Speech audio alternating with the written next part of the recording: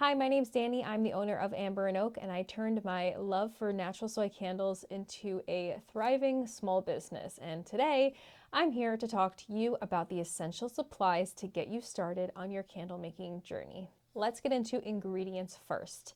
This is the most important thing in your recipe for starting the hobby of candle making. And I say hobby because if you are interested in starting a candle business, I think it is very important to get into making candles just for fun first. There's a lot of science to it and a lot of testing.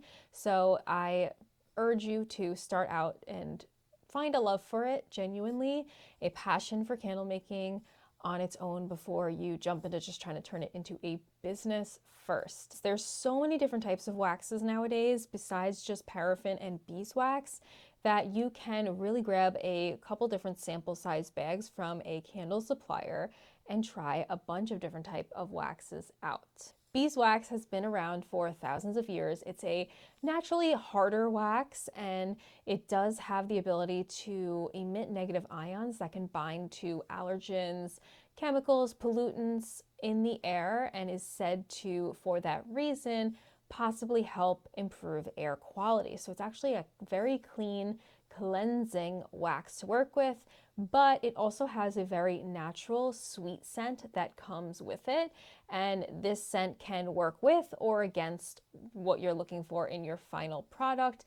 You may just need to work with your fragrance oils and your percentages to work around that natural scent that beeswax does have, but they do make it in blends in a smaller amount. So if you wanted to incorporate some beeswax, you can buy a blend of beeswax and coconut wax, or beeswax and soy, or make your own blend. A little bit of a downside, beeswax can be a little more expensive sometimes than soy or paraffin, but you can always do your comparisons and find the best price. Another wax is soy wax, which is a very natural, widely used wax. I use it in my candles, in my personal candles that I've started making before I started my business, and in my business today. I use a 100% pure soy wax. And soy wax is a cleaner wax than paraffin wax because the candles and product will have significantly less soot if it is produced properly, and it will emit less toxins or no toxins depending on your ingredients into the air.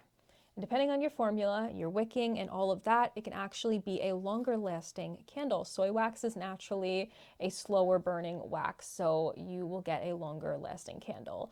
Many more hours of burn time with soy wax compared to paraffin wax. There's also coconut wax, which has a beautiful creamy consistency. There's coconut soy blends, there's coconut apricot blends, coconut hemp soy blends.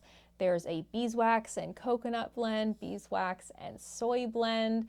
You can make your own blends. There's so many different options. And of course, traditional paraffin wax has a really strong hot throw if done right. There's also palm wax, gel wax. There's so many different waxes to experiment with. So I think the fun part of starting your candle making journey is trying out different waxes. Maybe pick a few if you're trying to keep a tight budget for this and start really small and slow and careful for a hobby. Then just pick a couple different waxes, like 1 to 3 different waxes, and try them out and see which one you like the best. And if you're thinking about turning your candle making hobby then into a business, you can choose the wax that works the best for you and your experience and your testing, and one that aligns with your branding the most. So if your brand is about natural waxes and clean burning candles and just a healthier, more clean lifestyle, you might pick a more natural wax. If you want a really strong scented candle that fills someone's entire house, you might choose paraffin wax. It really is so up to you, and you can just create anything you want. The next essential is some wicks. Now, I suggest trying a bunch of different series of wicks. There's CD wicks, there's eco wicks, there's LX wicks, there's so many different types of wicks nowadays. There's wood wicks, and that's something that's worth trying out in the beginning and getting a sampler pack and trying very small packs of wide ranges of different lines of wicks to see what works the best in your wax with your fragrance oils and your combination in your process. Finding the right wick is so imperative to the performance and the safety of your candle, so you do not want to rush this process. And in my opinion, this can be more of like the most probably the most frustrating part of making candles is wicking, especially because each fragrance oil may differ a little bit. You might need to wick up or wick down depending on the viscosity and the type of fragrance oil, or your wicks may work with a lot of the fragrance oils that you're using the same wick in the same vessel. But if you're switching vessels or you're switching waxes, then it's always recommended to test a different wick for that diameter. You want to base your wick size off of the diameter of the opening of the jar. And there's some wick guides, like on Candle Science, they will have a wick guide where you can punch in your type of wax and punch in the vessel, and you can get an estimate of where to start as far as wicking goes. So something that's a guide to give you a starting point in your process, not like an end all be all, that's the wick, I'm not even gonna try it and test it. The next ingredient you're going to need are your containers or your molds if you're doing pillar wax candles. So if you're doing a container candle, you're gonna need some vessels, some candle rated vessels. When you're starting, I definitely recommend, or if you're going to start a candle business, to only use the type of glass that is rated for candles, because you do not want to have a fire, the glass to burst. Some glass is just not made to withstand the heat from the flame inside of the jar. So definitely check out some candle suppliers, some bottle distributors that are selling glass or ceramic jars that are made for candles. A safe place to start with this is to actually just shop on your candle supplier's website for some jars. The next thing you're going to need are fragrance oils from a reputable candle supplier. So when you're shopping for your fragrance oils, make sure it is from a trusted website, a website that's selling oils that are rated for a certain percentage to go into candles, and you can find out your maximum fragrance oil load based on the wax that you're using and what your supplier suggests for that fragrance oil. This is really the fun part because you can create your own scent blends by blending 2 to 3 different oils together. I personally love creating my own unique scent blends by blending 2 to 3 different fragrance oils. I would suggest, if you're first starting, to just play with one at a time, but if you want to experiment with blending, I have some videos that may be helpful where I give some tips on how to create your own unique scent blends with fragrance oils rated for candles, and I'll leave them linked either on the screen or in the description box down below. The last thing is not necessarily essential, but it depends on the type of candles that you want to create, and that is colorants or dyes if you want to add some color to your candles. So if this was a baking recipe, the wax, the fragrance oil, these things would all be your ingredients, and then you're going to move on to your oven, your mixing bowls, your mixer. These are all going to be the tools that you need to achieve your cookies or whatever recipe you may be baking. So with candle making, your tools and your equipment starts with a good melter, a way to melt your wax down to the right temperature for that unique wax, because each wax needs to reach a certain point in temperature when it is being melted before you can start to think about adding fragrance to it. The brand 2 Auto makes some great smaller size melters for beginners, and I also just started with a double boiler on a hot plate in my first studio, which was in my basement at my mom's house. I used a hot plate, I put a pot, an old pot with water, a little bit of water at the bottom, and then a pouring pitcher inside. And that is what I melted my wax in that pouring pitcher. But you can also shop some very affordable double boiler situations that can go directly on your stove, and you can make candles right in your kitchen to start off with before you even think about purchasing any kind of melters. I also use kind of like a Presto pot situation back there, which is amazing, and it can make a good amount of candles at a time, nothing crazy. Or if you decide to open a candle business and start your own journey with that, there's also larger melters like digiboils that can melt way more wax for higher production at a time. But to start off, I would just suggest keeping it small. I'll leave some links down below to some melters that you can start with. Precise temperature control is very key in the process of candle making. It's very, very important to make sure you know what temperature your wax is at when you're adding your fragrance oil, because this is going to be how you create your process. You're going to add your fragrance oil in at a certain temperature, and you can get these suggestions based on your manufacturer of your wax, what they suggest as far as what temperature to add your fragrance oil in at, but you can also tweak it and find what works best for you through your testing. So you're going to want a reliable thermometer to test the temperature of your wax as soon as it is melted to know when you're adding that fragrance oil in and to know when you're going to pour, what temperature you're going to pour at. So I would suggest trying 2 different types of thermometers at first until you get the hang of the slight differences in calibration that thermometers can have based on different types. So of course, anything going directly into the wax, you're going to get a pretty accurate read from that. So a candy thermometer, something that can sit and dip directly into that wax. And then also try the laser thermal thermometer that doesn't have to actually go into the wax, but it just reads the surface temperature of the wax. And compare the two, see how many degree difference there is, and test with those 2 thermometers until you find what is the most accurate. Another thing you're going to need as far as tools and equipment is a wick centering tool. This can literally just be, and I still use them, they are my preferred method of wick centering, clothespins. I'll have a link in the description to the pack that I use from Amazon that work really well with my jars, which are the 9-ounce straight-sided jars. But if you have a larger diameter candle, you may want to look into some other options for wick centering. They do make wick bars. Your candle supplier should have some wick centering tools for you to purchase a little pack of to start with. You can also use some of those bag clips.